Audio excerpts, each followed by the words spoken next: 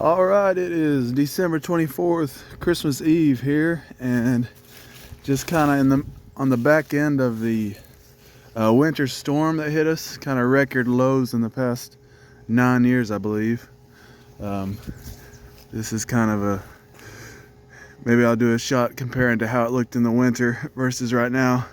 Definitely looking pretty depressing. It was.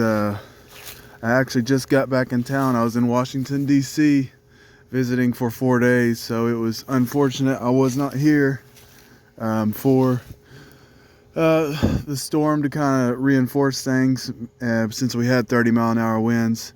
But luckily I did a lot of work prep beforehand to make sure nothing was going to blow over. This is kind of my little makeshift shelter for my 3-gallon Butea capitata Pindo palm, and then also down there I've got a 3-gallon Trachycarpus fortunata that I'd planted, and these cases will hold a trachy up to about a 30-gallon size, maybe a little more. This trachy over here, I just built this one last week preparing for the storm, and I went ahead and built this one 8 foot tall just to give it about 3 or 4 more years of growth in this casing, and then I can use it for another tree. But everything has withstood the 30-mile-per-hour winds. Got the thermocube on. You can see the C9 light is on, so that's doing its job. Those over there are turned off right now, so it looks like it's above 35 degrees inside of those boxes. So here's my needle palm that I planted in September. So I planted this very late, and this is a 3-gallon needle, so it really hasn't had a lot of time to establish its roots. But look how it handled. We had 0 degrees Fahrenheit. And wind chills down to -20. I'm not sure how wind chills affects ultimate temperature regarding USDA zones. If someone knows, definitely comment, give me some insight. So I don't know if that would make the ultimate temperature -20 for the tree if the wind chills -20, but the actual temperature is 0, or if does it meet somewhere in the middle? I don't know. Probably have to do some research on that. So what I do, I really didn't.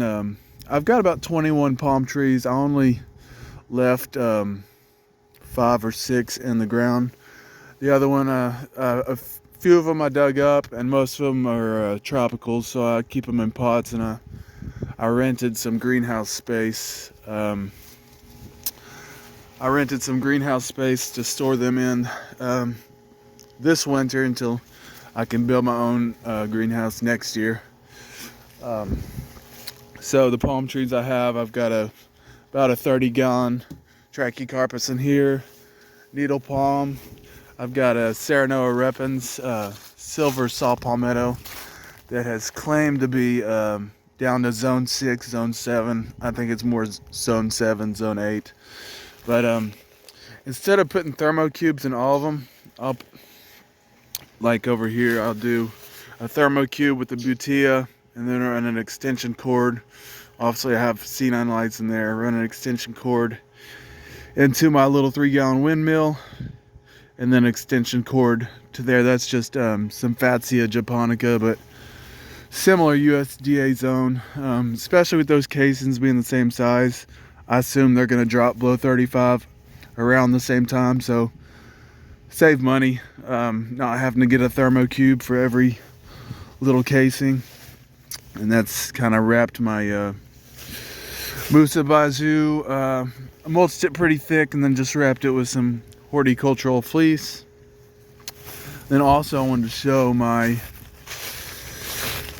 Sable Minor, just normal form. This is also a 3-gallon.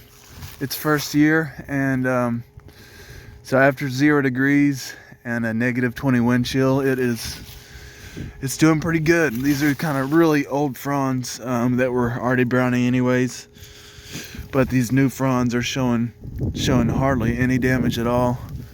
I might wrap some C9 lights around them without any covering. I don't think that will really help too much, but I've got it mulched. I got some leaves in the crown a little bit, and these smaller windmills. Instead of doing C9 lights, I actually did just the, I don't know what you call them, the small ones, a roll of 100 lights. It still gives off heat with the incandescent. And then obviously the Yucca rostrata showing a little more damage than I thought it would be. This is a zone 5 plant. It's cold out here. It's about 10 degrees right now. But yeah, I'm just trying to keep everything alive. Don't care how bad it looks right now. I've got to rake some leaves. But I'm just happy I was able to build the 8-foot shelter. What didn't fall over. Staked it down inside. And maybe I'll show some videos of in Washington, D.C. at the United States Botanical Garden right by the Capitol. Got to see my first Chilean wine palm. That's definitely on my bucket list of palms. I'm looking at getting one, a hybrid crossed with a Butea capitata.